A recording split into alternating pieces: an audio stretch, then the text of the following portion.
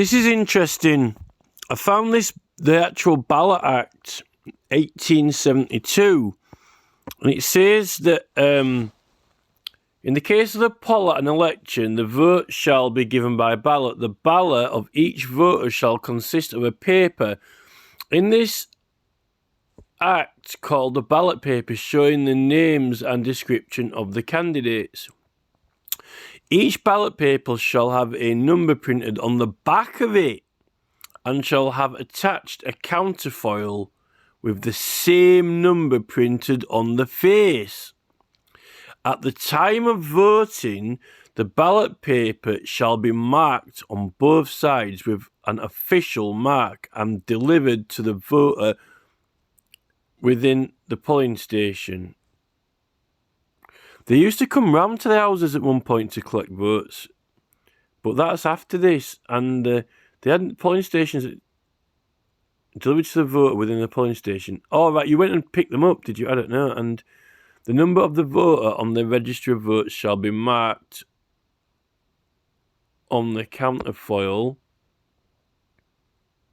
and the number of such voter on the register of voters shall be marked on the counterfoil, and the voter, having secretly marked his vote on that paper, surely on the paper, on that paper,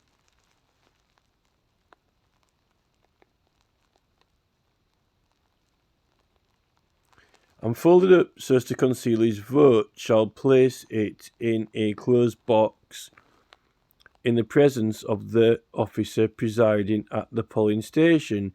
In this act, called the presiding officer, and having shown to him the official mark on the back. So the paper's official. So that means, do you actually know what this means? Do you actually know what this means? It means that I had this kind of like intuition, or just kind of like thought the other day to mention it. How do you end up with spoiled ballots? Because the whole point in being registered and knowing who's voted is so you can, when you sign a petition, you don't just put your signature on it, you put your details. Why? Because they know who you are, but why would they want to know that? So they can check. Not only check that you are who you are and you're a UK citizen, but check to see if there's any misunderstanding or misprint or how fit the thing is to be received, so they can contact you because they know what number it is, right? So in voting and elections, this is the Ballot Act. Look at this. Look at that. Isn't that beautiful? I haven't seen an act of law like this before. Look at that. It's beautiful. Look at this. This is 1872 Ballot Act. So what's happening now? Why are we getting a card through the post with a number on it? Each family member gets one. Why am I going to the polling station and then handing it in, but then he marks me off on a sheet? Then why does he give me a bit of scrappy-doo piece of paper with like a couple of crosses and names on it, and then you put your marker in the booth, and then you fold it up, and then you put it in the box? Because that doesn't say who I am. It's not got the number on it. So then if they think, oh, I don't know, I can't make out what this says, they'll, oh, so whose number is it? Check the number so they can contact you, the government. That's the point. How could there be any spoiled ballots? I mean, it says you've got to mark it secretly, but that's so other people, in the village or whatever, you want to keep it private, but not like for function of government. What happened in between 1872 and now? If the counterfoil with the number on the front and back is not on the sheet when you end up putting it in the box, what's actually happened? I would suggest this to Robert F. Kennedy. Reading the American Constitution, right, the original American Constitution, you could write what you wanted. You could write the name of the person who you want to be president. It's completely free. It's like the right to petition. It's like a free subject if you want to write, Boris the Hedgehog on there or whatever. And yeah, okay, that's a bit more work for them to check eligibility and check, you know, count them all up. If every single one's different, that would be ridiculous. Well, no, because they're going to do it in smaller areas, aren't they? It's not that bad because you do it in smaller areas and then they send them in to central government if it's all checked and observed. But if it's got the counterfoil number on, like this says, in 1872, then if you write someone's name down and they're not sure what the name says, well, that's the whole fucking point. They check it, you know, and also they can, you know, central government, whatever, in local area office to come and check. You know, how have we ended up with David Cameron selling off His Majesty's personal royal mail that he made available to the public, a function of the country? Why, you know, do candidates in elections not have free posts? They actually have to pay for it and then claim the money back after. That's not free. I'm starting to think we've been cheated and tricked. Because why are they having these voter cards now? Why is Tony Blair wanting to bring in digital ID for voting? Like a digital ID. They've already managed to get us onto these mobile phones that have your full identity on there and, you know, everything about you on there. Now they're wanting us to have like an official card, which is joke compared to when, you know, the military have got access to your mobile phone and know who you are without even, you know, having to suspect you of anything. If this vote, what they've done is they've actually taken the legitimate voting process from us, which has a number on every card, so you can't cheat, right? And then, because they could scan those, so every single number card is only, it never gets repeated the same number, they could scan them all in. And then, when it scans your number and the signature, and if they don't know what it says or what box it is, then that number says, oh, you need to contact number whatever, whatever, whatever. I don't like this. Why were we ending up in, you know, 1990s and 2000s turning up at a polling station with a card with a number on, and then you swap it for a scrappy-doo pit sheet, and then you mark it and put it in a box, and then if it's spoiled, they don't make any attempts to find it out, and then all those signatures are set aside. When we've been some elections, it's a near tie. There's something not right going on here. And anyway, this Rees-Mogg is now the absolute epicenter of absolutely everything to do with the corruption. So it's not illegal to... we're allowed to talk about who to vote for and who not to vote for. And we're allowed to make placards and posters, right? We're allowed to do that. And for petitioning the government over any one matter, we're allowed to promote it, and we've got to try and promote it and advertise it and so forth. But when it's for elections, it's different. You're not supposed to affect elections over broadcasts. So you actually can hold placards. What's happening with Stop ULEZ is that it was all about Stop the ULEZ, which is fine. And then they've got websites and groups which are actually protected, and it's enforceable through law. But what's happened is they've gone on to this Get Carn Out thing rather than just concentrate on Stop ULEZ. And they can go on to Get Carn Out on paper and on site, all the things that they're actually doing that you see happen, but we're not meant to be seeing it. We can see it and watch it when it's Stop ULEZ, but when they've started saying Get Carn Out, you can actually put that in paper and in writing and go to events and places and talk about it and do banners, and police can't intervene either, but not broadcasting it. And I think the thing is, it says from a foreign country. The problem is that YouTube and Facebook go through... it all goes into America and then back out again. So it's from abroad, really. I'm kind of a little bit sort of fallen into it, but only because everyone, well, you know, there's hundreds of thousands of people. So we've all been kind of, it's Rees-Mogg. The MPs are wanting to really scrap that law and rule because they want to influence people. And it's like, I want to break free. Dun, dun, dun, dun, dun. This is what Reclaim the Media is all about. They're really wanting to claim the media for themselves. The Reclaim Party and Reform, they're kind of, in a way, they're opposing the Tories and Labour, but they want to break the system because of social media advancements, right? But the law, I don't think that those laws are repealed yet because all the 1980s Representation of the People Acts and all the other odd provisions and so forth are all on other matters. So it comes down, actually, that the actual law that applies to us for election propaganda, it's actually 37. I think it's a Representation of the People Act 1948, 37, election propaganda. It's the same law that applies to Rees-Mogg as it does to us. And all those other laws that Ofcom are operating from, which I've seen in some other acts, they are actually all stemmed from this. Because this is around the time, really, of, you know, wider broadcasting and so forth. So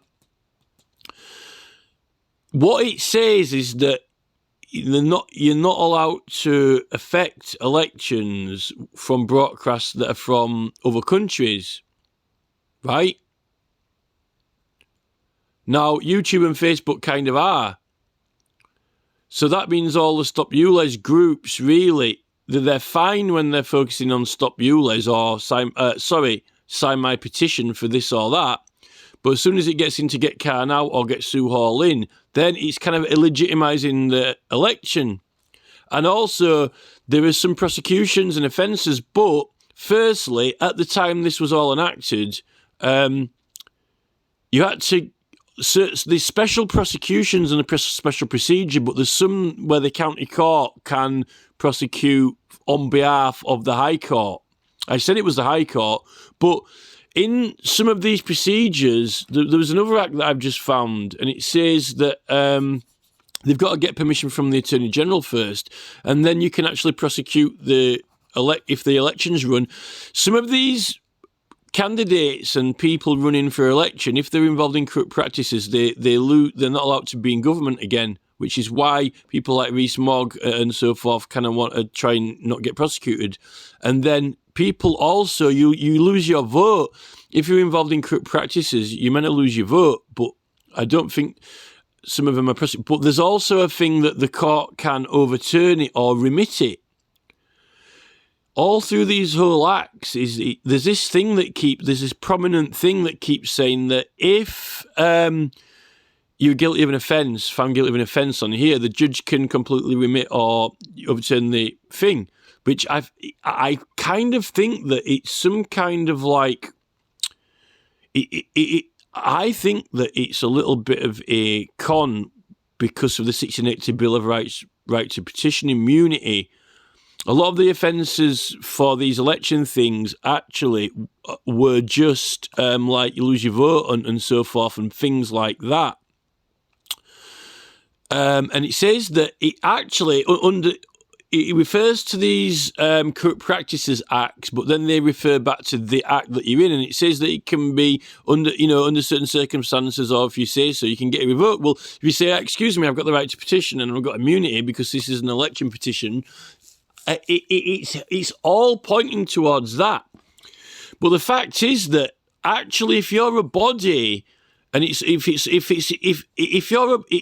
you're a body or a public body, it says operating for political purposes in a political body, which would include petitions, prosecutions have got to get authorisation from the Attorney General first. Well, for my case, the Crown Prosecution Service, I don't think got permission from the Attorney General at all, or even went to them, neither did the police. But that act's been repealed, but that was a procedure. I'm just starting to look into them now. That's why I've got onto this Ballot Act. I've written down some acts.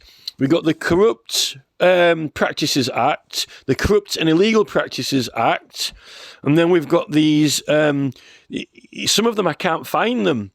But we need to find them because the elections petition rules that talks about the High Court talks about it. But it did say something about the County Court. But the County Court's not the criminal court, though, is it? It says the High Court and the County Court, but that's not the criminal court. But it says prosecutions, and it was saying that they got to get permission from the Attorney General, and then it's saying that a judge can, under certain circumstances, completely remit the entire thing. But how would you, the thing is, why am I thinking, well, if you raise the fact that, just a minute, I got the right to petition and all prosecution's commitments are illegal, I'll remind you of that one. That would be such a thing. But coming back to this Ballot Act here, how's this happened? Because if we were still doing this practice now, they wouldn't need that. It doesn't matter whether we've got all this immigration problem or not. Every time I've been to vote, since I can remember, we're getting scrappy-doo paper. What's going on? And then they say, no, it's not safe enough. Now we'll have to give you all digital ID cards. Something's happened. And it's Tony Blair with this obsession with us all having these ID cards, digital ID. But what they did the deal with the devil with the mobile phone companies, get all our data so they can have a person's complete identity on their mobile phone. And then, after they've done it and fleeced us and got the military to sniff around on everyone's private affairs, secretly, then they say, oh, by the way, now we'll actually make you have the ID cards or whatever to go and vote. Why are we having to turn up with a passport or a driving licence when they've taken the special serial numbers off the voting things? Now, maybe in other parts of the country they haven't done that. Maybe they had the number on, but when I've been going in, I've just been getting like a little bit of exchange, the thing that you get through the post that's got, the all the serial numbers on it, exchange that for this scrappy-doo paper, and you don't really even know exactly who you're voting for. The thing is that when you get it through your letterbox, you should be able to see who's on there, what your options are, so you can think about it. Some people don't know for sure till they get into the polling station and then get the card, and then it tells all the options, and then they say you're not allowed to take photos, But if you take it in there and you haven't marked it yet, there's something different. What's happening is we're being fleeced. And what they've done is, I think they have been cheating on it with all these, people not turning up to vote, and then all these scrappy bits of, all those spoiled ballots shouldn't have been spoiled, because the whole point is they can contact you to confirm it, to clarify, if they need to clarify. And I don't think they wanted to do that, even though they do it for free, because it was free post. They get the post for free. They can send letters for people for free. They could have used British Telecom and phoned you up for free of charge. And then Cameron sold that off. So what Cameron and Blair are basically have done, is they've said, right, we're selling all the services off, which are free and help us out. We're making money out of it privately. And we're going to force you to have all these digital ID and stuff so we can completely and totally control and surveillance you all and make money out of you. How's about that? Yet they're not giving us the bit of paper with the serial number on it to do it properly in the first place. These corrupt and illegal practices removed people's rights to be politicians and to even have a vote. Cameron and Tony Blair are beyond that. They need global level prosecution for what they've done. Is it's treason. They're hijacking government, and they're claiming, we can do that because when I'm the Prime Minister, I can decide what the law should and shouldn't be. Well, no, because what you're actually doing is they're perverting the course of politics, because they're saying that this system is not secure enough. But it was secure. They've taken the numbers off, then said, now it's not secure, you'll have to have ID. But it was secure because we all had as a number through in the post. A unique number, but was on it. And they're taking it off it.